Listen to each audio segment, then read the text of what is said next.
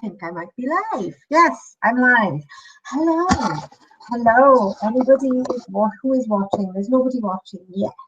Okay, so I'm just gonna hang around for a minute, I think, and see if anybody comes on. The light could be better. Facebook lights better.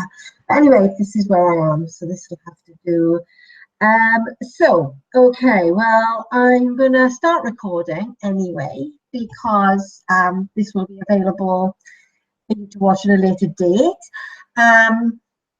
So if people join in along the way, that would be great. If not, well, it's going to be available on YouTube anyway. So I hope that you're enjoying it whenever you're watching. So I've been recording videos for the last couple of days, recording live streams for the last couple of days, reading excerpts from my book, Bent Back into Shape. And I'm just checking there's nobody asking me any questions. No, not yet. So maybe people are going to join. Yay, somebody's in. Hello. Who's that? Now, I don't know if you can see the chat box at the side. I can see the chat box at the side. If you can see the chat box, drop me a note and say hello. Let me know you're there. Oh, this is actually better than the live stream. It's picking up what I'm saying quicker, so that's good. So anyway, hello to those of you that are here. I'm glad that there's somebody here. It's nice to be able to see. So just to start again, I've been recording these live streams for the last couple of days, celebrating 1 year since I published this, which doesn't look so good under this light. This is my beautiful, lovely book that I love very much, I'm very proud of, called Bent Back into Shape, Beating Addiction Through Yoga. And it was published on the 15th of May last year. So it's a year old. So we've been having a birthday party for my book. It wasn't published in paperback on the 15th of May last year. It was published in paperback on the 12th of October last year, which is the second anniversary of the day I stopped drinking. So but we're celebrating its first birthday. It can be like the Queen. It can have 2 birthdays. So that's cool. So I've been reading a few chapters, and I don't know if you've been listening. I hope you have. But if not, they're all available on this channel. I uploaded them all this morning, actually. So they're here, so you can watch them to catch up. And I'll be sticking them all on my website as well, on a blog post very soon. So the plan for tonight was to just read a chapter about pranayama. But I thought that, because the pranayama chapter is quite short, I thought I'd read the chapter about relaxation as well, because it's quite important, isn't it? I've been writing an awful lot about stress recently, and relaxation is something that we don't really understand. I don't think we think that getting drunk is a way to relax. We think that smoking is a way to relax. We think that sitting in front of the telly is a good way to relax, and these are all ways to pass time, but they're not really relaxing us in the true sense of the word. So I thought I'd read this chapter about relaxation. So the postures that have been developed over the years are now necessary to create healthy bodies. Now, the previous chapter was the chapter on postures, asana. But it's important to remember that they are not the point of yoga. Before I discovered Gitananda yoga, I would go to yoga classes, enjoy the postures, and put up with the breath work. I didn't fully relax, and I would return to my stressful, alcohol-dependent life straight away. Yoga has to be understood as something more than what happens in the yoga class. It has since been pointed out that maybe, far from helping me to relax and reduce my stress, the yoga I was doing back in my addicted days may have actually been making the situation worse. I was putting lots of tension into my body. While I practiced the asanas, I'm never properly relaxed or allowed the tension to dissipate. While asanas in a yoga class are good for the mental and physical health, they are only as good as the relaxation that follows them. Gitananda Yoga places a great deal of emphasis on teaching the body and the mind the difference between tension and relaxation, a practice known as Loma Viloma, or tension, non-tension. After each posture that creates tension in the body, we spend a few moments allowing the body to rest, bringing the breath and heart rate back to normal and letting the muscles relax. This seems odd when you first do it as part of a class, but in time you start to notice subtle changes in your stress response as your body starts to recognize the things that put stress on your body. I started to realize very early on in my training that the things that used to really wind me up suddenly didn't bother me. I noticed it first when driving. I used to drive in a near permanent state of road rage. Within a very short space of time, I became a much calmer driver and even started to enjoy driving. This ability to moderate the stress response is crucial to the ability to take control of an addiction, or even just to be able to gain connection with ourselves. We often use our addiction to numb our emotions and allow us to be able to relax. When we try to remove that crutch that we used to lean on, relaxation can be very difficult, and we can find ourselves feeling even more stressed than usual, creating a vicious cycle of need. If we can train the mind and body to relax in a way that we are in control of, then these stress-related complications will be lessened in recovery. Yoga offers a deep fourfold approach to relaxation. It's not something you should expect to be able to do straight away. The practice of the techniques I'm giving you should help you to achieve greater relaxation over time.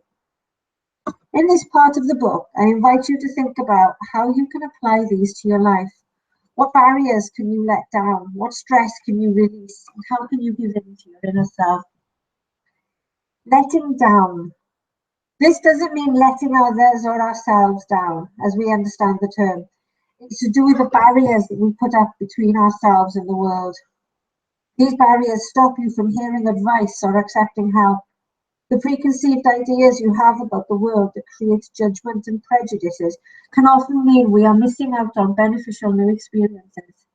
It means to let down the ideas that we are conditioned into by society. For example, we must be beautiful, we must be successful, and such like. What barriers do you have that aren't serving you? How can you start to take them down? Giving up. This does not relate to giving up on a goal. I gave up alcohol, but in order to do that, I had to give up and let go of a lot emotionally before I could succeed. We carry around so much stress in our everyday life. It is almost a trophy. People compete to be the hardest working or the most committed. Our culture seems to encourage us to be stressed, but we don't have to be. We can give up the modern addiction of being stressed. Stress and tension beyond that needed for survival create ill health and unhappiness. It serves no one apart from the industries that make millions from it. What are you stressed about right now? Write it all down, journal it, see what comes up for you when you do this. The next bit here, I talk about a bonus pack where there are some exercises that you can use to help you with this. And there is actually a bonus pack that is available as part of the book. And I will, it's also available to you without the book. So I will put a link to that in the video, in the description under the video, and in the Facebook group. Okay. So the next section is called Giving In. This, to my interpretation, is about finding what ignites your soul and giving into this. The inner self is our spiritual aspect, one which many of us don't understand the importance of. We can only be truly happy when the mind, body, and spirit are all in harmony. Soul is not about religion, but I know my soul sings when I am in nature, in particular when I'm near trees. This creates deep relaxation and joy inside of me. What can you give into that relaxes your soul and soothes your inner self? Do you do this often enough? Could you do it more? Giving over. This is Ishwara Pranayama, the niyama discussed in the last section that I read to you. This involves giving over control to the divine, to fate, to the universe, to chance, or whatever term you want to apply to it. It's about letting go of trying to control the outcomes. We can only control our actions. We cannot control the end results, and we cannot control others. Attempts to control outcomes often lead to disappointment and feelings of failure. When we are trying to control others, it can lead to resentment and frustration on both sides.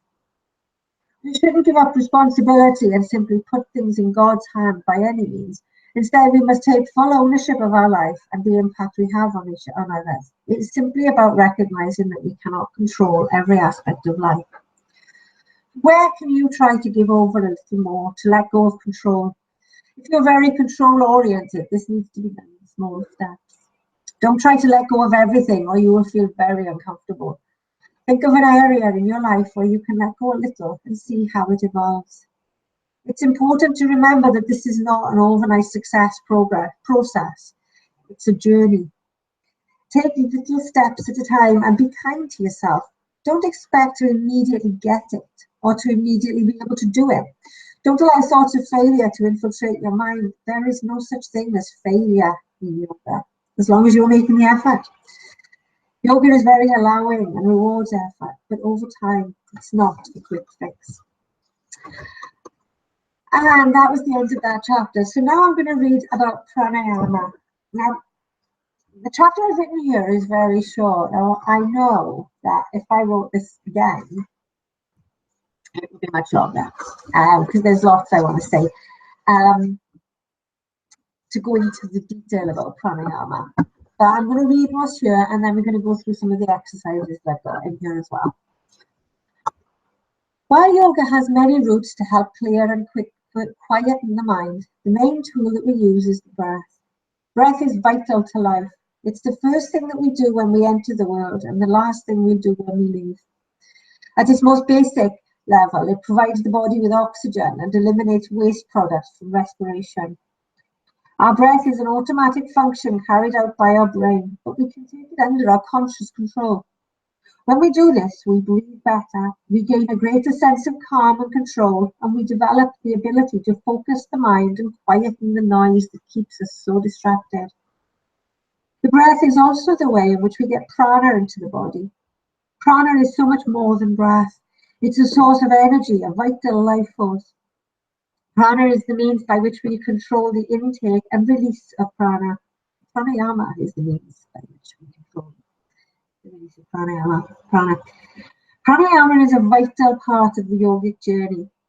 Patanjali tells us that no one can possibly hope to achieve the later limbs of pratyahara, dharana, dhyana, and samadhi without having first mastered the fourth limb of pranayama. Patanjali believed it was vital to master the first three limbs of yama, niyama, and asana before pranayama can be mastered, although I learned about them concurrently, and it certainly had a positive effect on me. Pranayama offers tremendous physical, mental, and emotional benefits to the body and mind, bringing greater health to almost all aspects of the human life. Pranayama allows the mind to quieten and calm the emotions. The fourfold awareness of yoga teaches us that the emotions have a direct effect on the body and that the mind can affect the emotions. And I read the chapter about that a couple of days ago. So if you want to know more about the fourfold awareness of yoga, there is a video about that, which is on YouTube. So by calming the mind and the emotions, pranayama can influence the health of the body as well as the mind. Pranayama can do so much more. Pranayama can increase muscle strength, circulation, lung function, metabolism, brain function, altitude tolerance, and relaxation. The body functions better because pranayama involves breathing with the whole lung rather than the shallower breathing that is more common. Shallow breathing can cause or exacerbate many physical health problems as the body doesn't receive the amount of oxygen it needs to fully nourish the cells. Through pranayama, the blood pressure drops and the lungs get a full workout. The body gets all the oxygen it needs and rids itself of more carbon dioxide. This means that every cell in the body can work better and is in greater balance. Pranayama can balance the nervous system, taking us from the sympathetic nervous system and its flight or fight response towards the control of the parasympathetic nervous system, the calm, peaceful, rest and digest response. At its most basic physiological level, pranayama involves deeper, longer inhalation and exhalation than the unconscious breath we usually take. Therefore, the lungs are receiving more oxygen with each inhalation and removing more carbon dioxide with every exhalation. This gaseous exchange is vital for the healthy functioning of all cells in the body. Taking in more oxygen and releasing more carbon dioxide will immediately have a positive effect on each and every cell in the body. However, prana is so much more than oxygen. It is universal energy, the timeless life force that connects us with the universe. Prana has been stated to be the fundamental basis of whatever is, was, and will be. So by connecting with prana through our pranayama, we are connecting with something eternal and ancient that unites all life. You could call this God, divine, self, Atma, nature, universe, or anything else that works as a concept for you. The mind is allowed to still during pranayama, allowing the quietening of the monkey mind and a great sense of clarity. In the second sutra, Maharishi Patanjali tells us yoga is the cessation of the whirlpools of the subconscious mind. Through the practice of yoga and by adopting its teachings into our life, we can learn to control the mind, to find calm and stillness, and to quieten the noise in our minds. This noise can be the source of much anxiety. It can keep us awake at night, stop us from being able to focus on the task in hand, from being able to move on from a particular thought or emotion. It can be, as it is for many, a reason to seek out a way to numb ourselves, to seek a way to be able to block out the noise. For me, it was one of the reasons I turned to drink. Drinking enabled me to sleep at night, rather than listen to the thoughts that would revolve around my mind when I got into bed, and to be with myself. I'm not sure drinking enabled me to be with myself. I'm not really sure about that.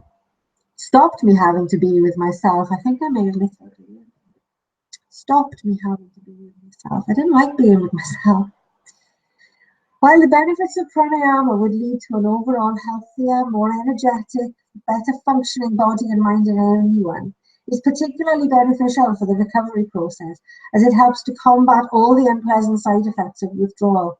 It brings the body and mind into balance and helps the development of coping techniques that create the much needed resilience or personal recovery capital. Quiet sitting. Every class I teach begins with quiet sitting. This is a practice not unlike the mindfulness meditation practiced by so many. This is a very simple way to gain some stillness in the mind and to turn off the brain. To do this, and we will be doing this in a moment, sit somewhere you won't be disturbed. You can sit on the floor, cross-legged on the heels in Vajrasana, or sit upright in a chair. Make sure that your back is as straight as possible and that your head is erect and not drooping forward. And here now, rather than actually read from this book, I'm going to talk you through this practice. So if you would like to take part in this practice with me, to do so, we'll do a couple of minutes of quiet sitting. So clasp your hands together. So this is your right finger and it's coming over the left. Clasp the hands together and then drop them into the lap. And I'm sitting on a chair. That means I'm sitting up straight. I'm not sitting on the sofa. So try and make sure that you, wherever you're sitting right now, you can sit up straight. Straight back, your hands in your lap. Have your head erect. And close your eyes. And we're going to start by just paying attention to the breath. Just watching with our mind the movement of the breath as it comes in and leaves your body. This moment, we're not changing the breath, we're just bringing awareness to the breath.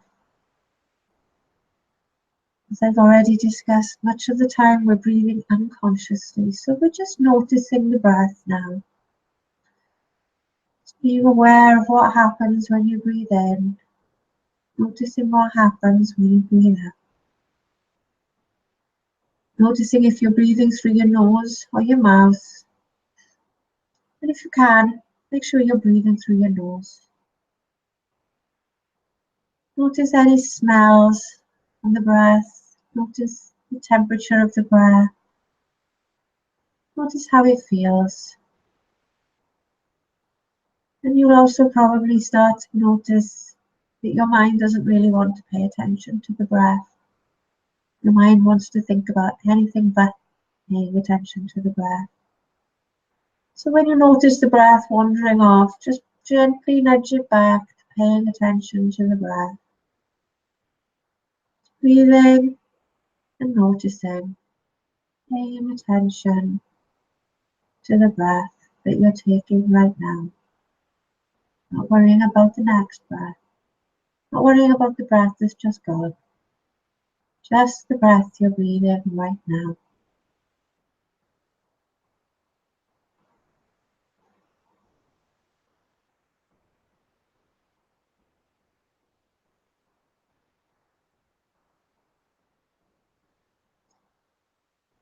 Now we're going to take the breath a little deeper and try and extend the breath to 6 seconds in length on the inhalation and then the exhalation. If 6 seconds is too much for you at the moment, breathe with what you can without putting strain on your lungs. But have it in your mind that you'd like to be able to extend the breath to 6 seconds in length. Make sure that the inhalation and the exhalation are equal in length. Breathing deeply, notice your abdomen is expanding as you breathe in and getting smaller as you breathe out. And noticing and watching these slower, deeper breaths. Keep your mind focused on the breath. And again, come back to the breath whenever your mind starts to wander.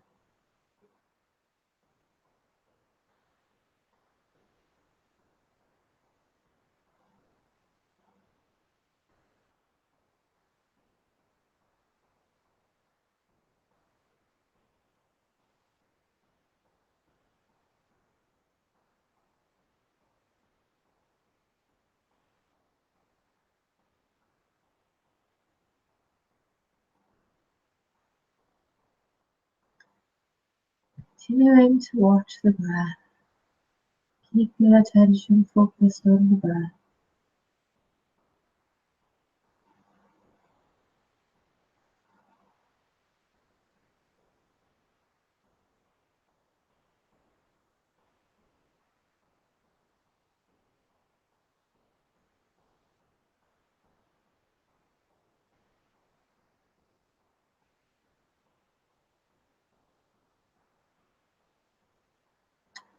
And then we'll slowly open the eyes, come back into the now.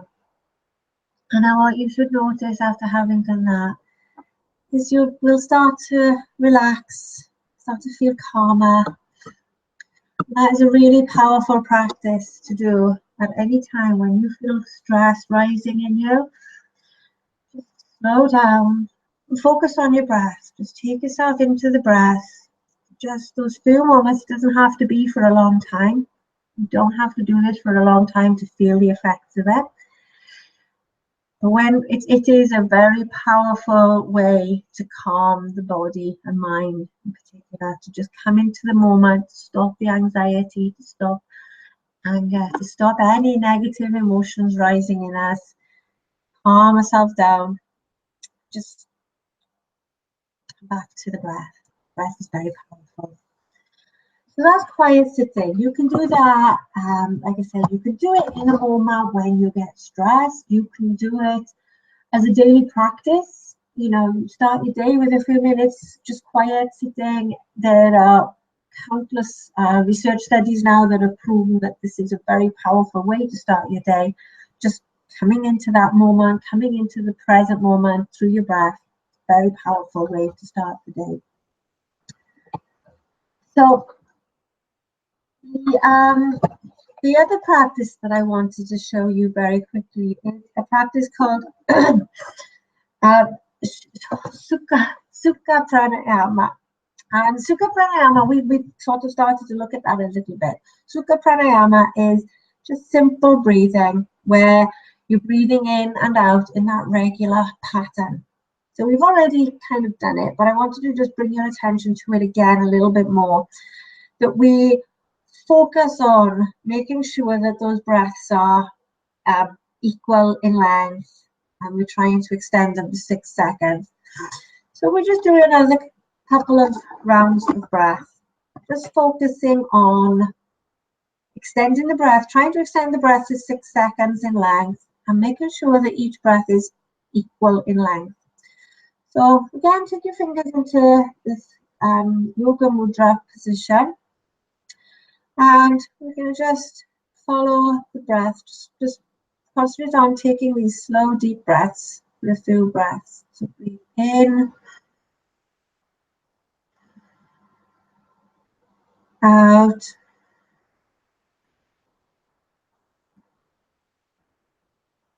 in,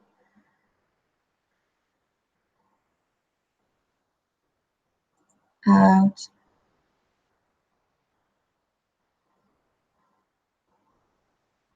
in,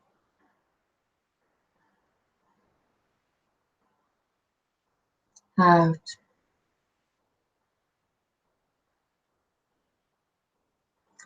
So that's Sukha Pranayama, and it's more focusing on, I was counting 6 seconds in my head then, and so I was directing you to breathe 6 seconds each way. So that's Sukha Pranayama. So then the next one that I'm going to show you is Sukha Purvaka Pranayama. This involves a hold. So we hold the breath. Many pranayamas involve holding the breath. So it's really bringing the control, the conscious control. It's really showing the nervous system, the autonomic nervous system, that we're in control of the breath here. We are taking control. We're not leaving it all up to the nervous system to control the breath. So Sukha Purvaka Pranayama involves a hold in between the in and the out breath. So we're going to breathe in, hold, out, in,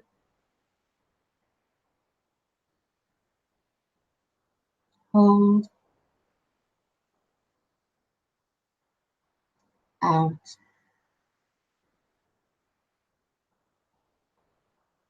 In, hold, out.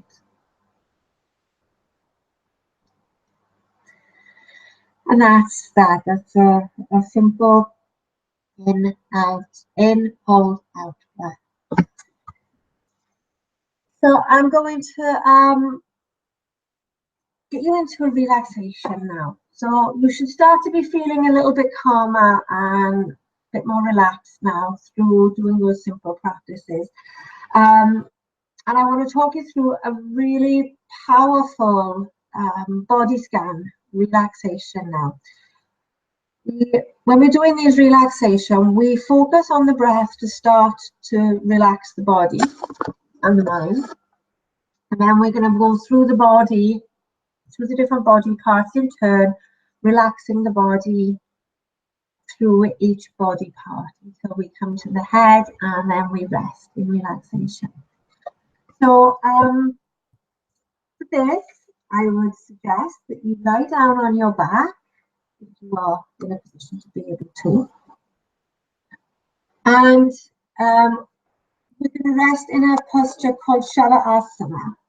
Shavasana is the perfect relaxation posture. You lie on your back with your heels together and your feet flop open to the sides. So your feet are like that. Those are your heels and then your feet. So your feet are nice and relaxed.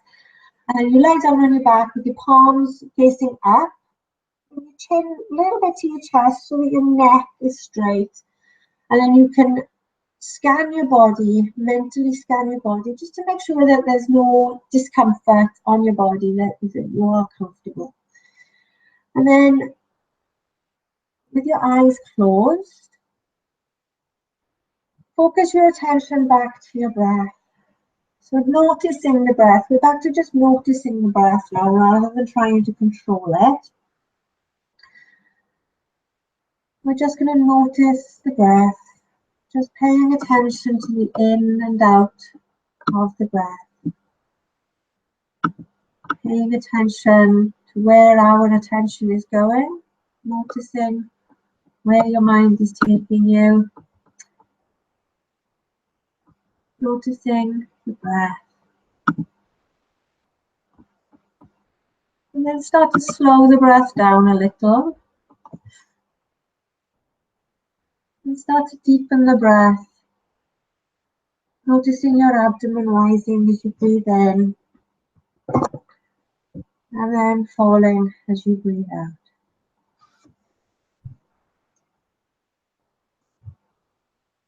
And then keeping the attention on the breath.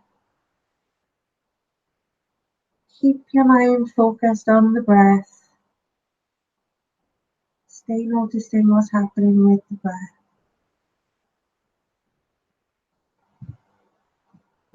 And now we're going to begin the Mama Nastanam Kriya, the 22 body part relaxation. So take your awareness down to your toes and relax. And then thinking about the rest of your feet, relax. Moving your awareness now up the calves to your knee, relax. And moving up the thighs, relax. Coming up now to your buttocks, relax. Moving your awareness now to the base of your spine, relax the base of your spine. And then coming to the pelvic area, relax the whole of the pelvic area. And then move to the abdomen. Relax all the muscles in the abdomen. Then move up to the chest. Relax the chest. Coming up to the shoulders. Relax your shoulders. And then take your awareness down to your fingers, your thumbs. Relax. Then moving up to the hands. And relax. And then the lower arms up to the elbows. Relax. And then the upper arms and the shoulders. Relax.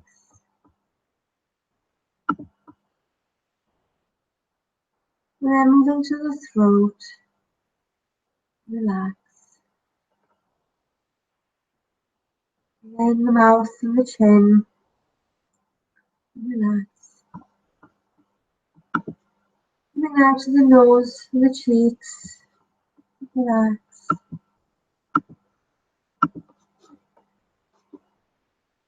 And then thinking about your eyes. Relax. And then coming to the backs of the ears. And relax. And moving to the back of the head. Relax. Now taking your awareness to the top of the head. And relax. Now take your awareness to the cavernous plexus, space between your eyebrows. And relax. Now your body relaxed from your toes to your head. Just enjoy a couple of minutes of stillness.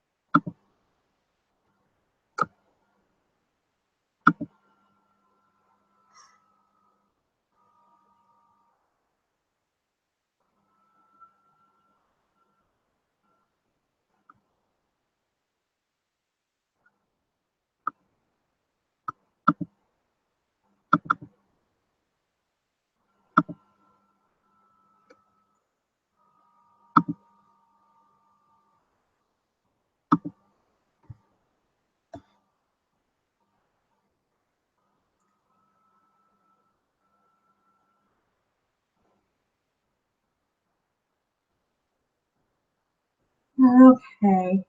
Just give yourself a little wriggle with your fingers and your toes now. This would normally be a 10-minute practice at the end of a yoga class. But that's just to show you how you can relax. You'd like to come around now. Yourself slowly to sitting.